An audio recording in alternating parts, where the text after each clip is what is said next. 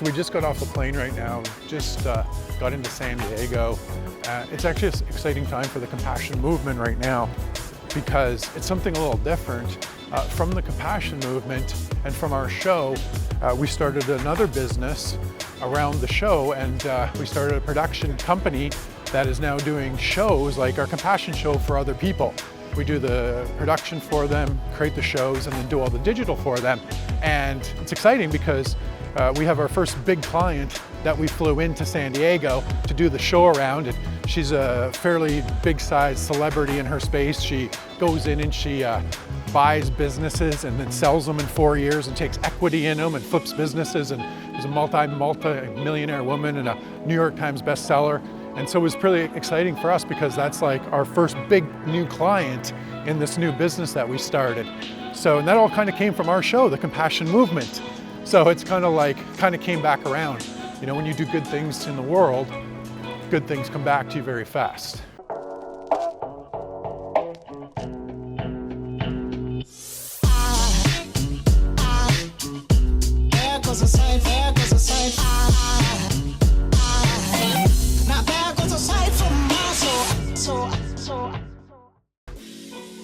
So I find it very interesting when we're coming across the border now, and I talk about the compassion movement.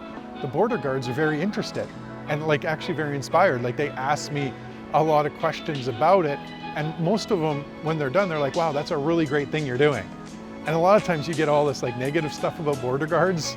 You know, they're kind of mean and stuff like that, but man, I've had a whole different experience.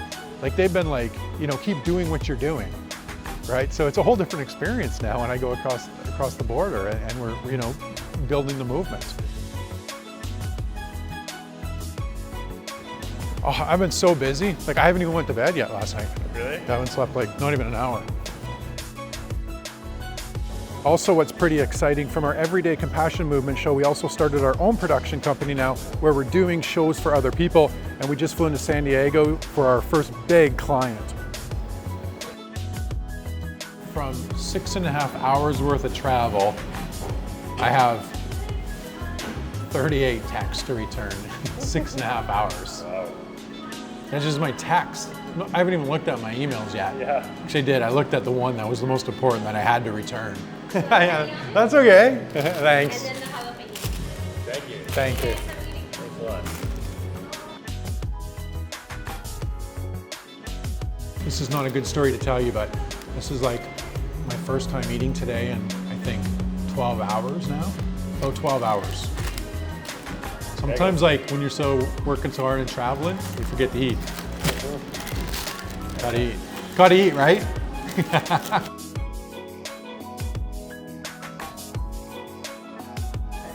You're at the soap? Oh, you're at the soap? There you are, right there. I see you, I can see you, I got you. And roll out that you've been drinking, I can smell it. We had one beer right and here. roll out the red carpet for me. I know. I was gonna say we stopped in on one beer and she's gonna be like, where's my vodka? Yeah, well, I did. I knew you said that, I laughed. It was on my shit. Hey. That's How are you? T-Block. T-Walk, hi, how are you? I remember you. Me too. Nice to meet you, Michelle. You ready?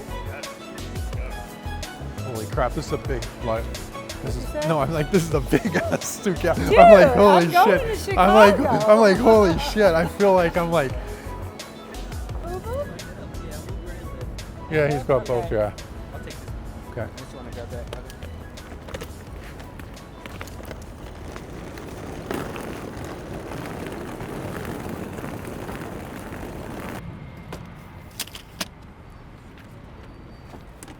You gonna be able to fit that one?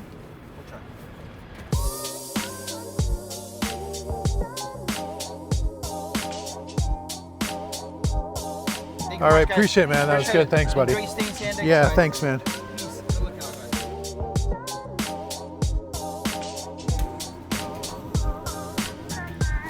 We're 2, right? Yeah. 2025. Here we are. We made it. 17 hours later.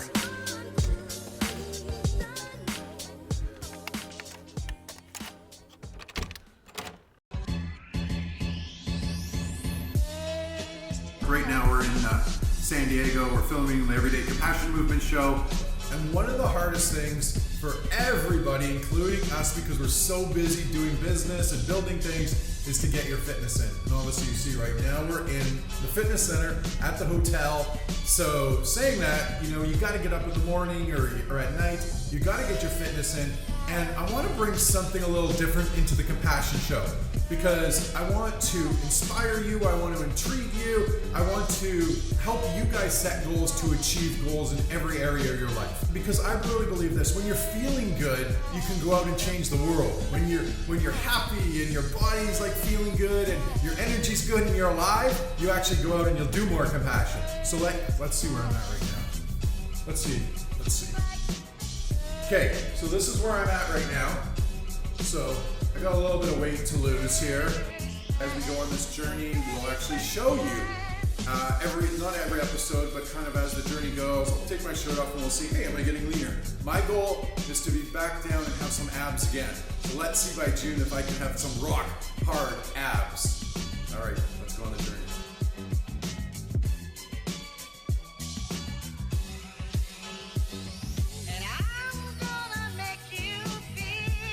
Fitness goals this year, going for rock hard abs again, and filming our show. We're going to show the whole journey. There's T-Block filming. What's up?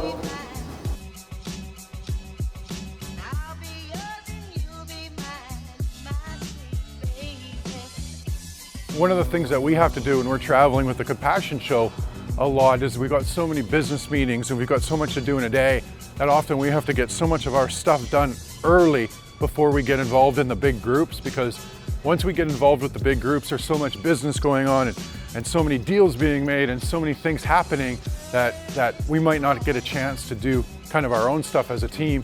And right now we'll actually quickly go eat, because I got to admit, sometimes we get so busy in a day when we're traveling that all of a sudden it's like 9 o'clock at night and we haven't eaten yet, which is not healthy, which is not good, and you should be eating.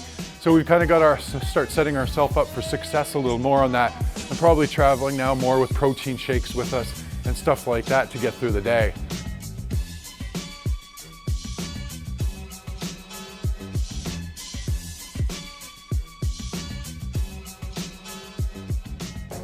Yeah.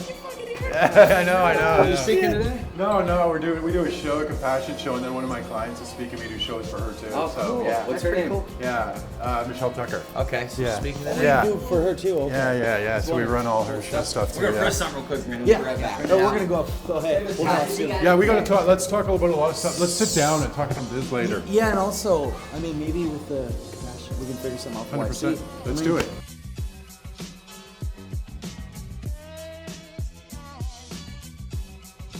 For me, it made me think like this. It doesn't matter what the situation is, somebody's on the side of the street, whatever, it's my duty as a human being to help that person. That's my act of compassion. You know, and that's what we have to inspire the world to do. And no one's going to do it unless we lead it. And we got to lead it for the next generation, That's the key. Can you imagine that if everyone had that mindset? The world, there would be world peace. You know, and you never know when you're going to affect somebody, meaning like, that's why you always just got to like keep helping people, because there could be that person that's maybe even looks successful, but they're ready to commit suicide. And you help them because you don't know what's happening in people's lives. I just heard from the speakers, he said, I have multiple billionaire friends. He said, my billionaire friends aren't even happy. Everybody wants something from them. Mm-hmm. They want something from them, and they're not genuine, like, how can I help you? Can you imagine that? It's true. Everybody wants something from everyone's trying to take advantage all the time. Yeah. Like all the time. That's good stuff. That is good stuff. This is good stuff. That's talking real though. Because this is real. This is real This is talk. real. It's just like, it's how we just normally talk. But this is real shit though. It is. So sad. I thought about it at one time, and I'm like, if people came to my funeral before I started, I was like, what would they say about me? And I'm like, interesting. And I really thought about it. And they would be like, before when I had all the Curbs franchises and all that, they'd be like motivated, good at business, make it happen, you know, care for people, but that wouldn't have came first. And that's when I started to realize I got to change and do something different. Do something that actually makes a difference. Yeah, where they would stand up and be like, He cared about people. His number one thing was how to help. It's not a should, it's not a could, it's not a You would, have to. it's a have to.